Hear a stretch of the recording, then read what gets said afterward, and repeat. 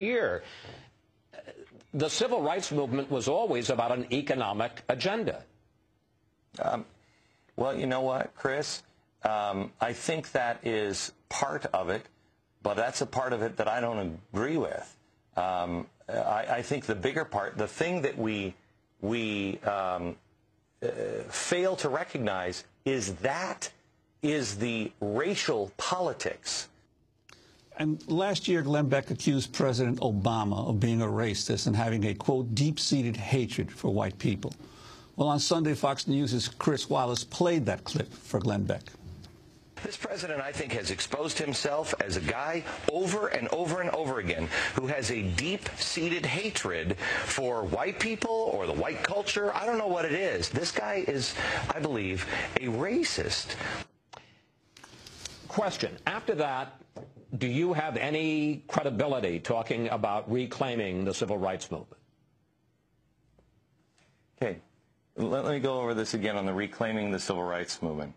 People of faith that believe that you have an equal right to justice. That is the essence, and if it's not the essence, then we've been sold a pack of lies. The essence is everyone deserves a shot. The content of character, not the color of skin. Now, when I've addressed this comment a million times, and in fact, I think I amended it this week, that what I didn't understand at the time was the influences on President Obama.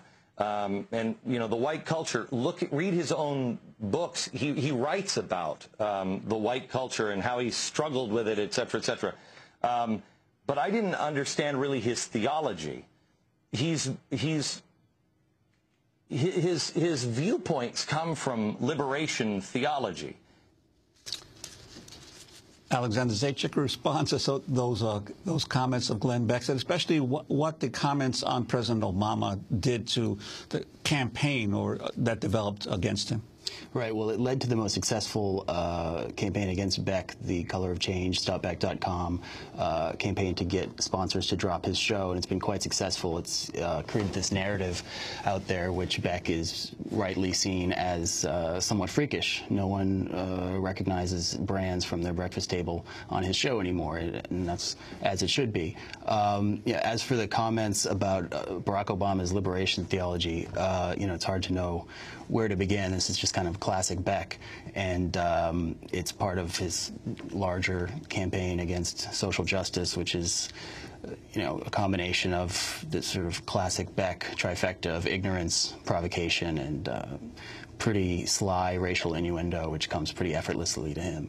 As for the Martin Luther King appropriation, he, you know, clearly would have put King on his chalkboard had they been contemporaries. Beck not only would have honed in on King's connections to real radicals, but he also would have, you know, called him a cockroach for spreading the virus of social justice. This is the kind of language that he engages in on a regular basis, which is what makes him so dangerous. He's injected this language that is pretty foreign to American political discourse, this sort of pre-Hitlerian almost talk of cockroaches, rats, viruses, cancers, dehumanizing your political opponents. And in the little time we have left, his involvement with the Mormon Church, and while at the same time trying to curry a support among evangelical Christians who regard many of whom regard the Mormon Church with disdain. Could you talk about that? Sure. This is, I think, the most interesting fault line that's developed lately. It's not so much between Beck and his liberal critics, we all know about that, but it's between his evangelical fan base,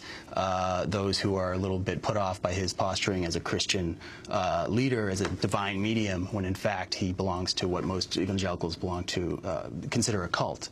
So it's a little strange also that he would be throwing stones at other people's Christianity when he himself is in a pretty big glass house when it comes to, at least as his fans understand his faith.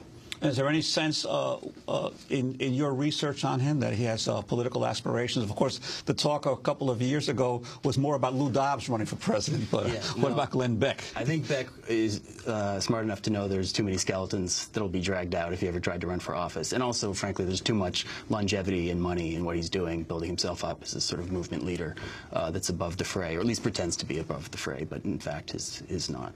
But he's had a lot of influence, obviously, in terms of the campaign against Van Jones and then against Acorn. He was very influential in helping to destroy those figures. Sure, he's a potent political force, absolutely. I don't think you can understand what happened on Saturday without reference to what's going to happen 2 Saturdays from now with Freedom Works organized march, Taxpayers March, they're calling it. Well, thanks very much for being with us, Alexander Zaitchik, an investigative reporter and the author of The Common Nonsense, Glenn Beck, and The Triumph of Ignorance. That does it for today's program. Democracy Now! Is produced by Mike Burke, Sharif Abdel-Qadoos, Aaron Mate, Angelique Comet, Steve Martinez, Nicole Salazar. I'm Juan Gonzalez. Thanks for listening.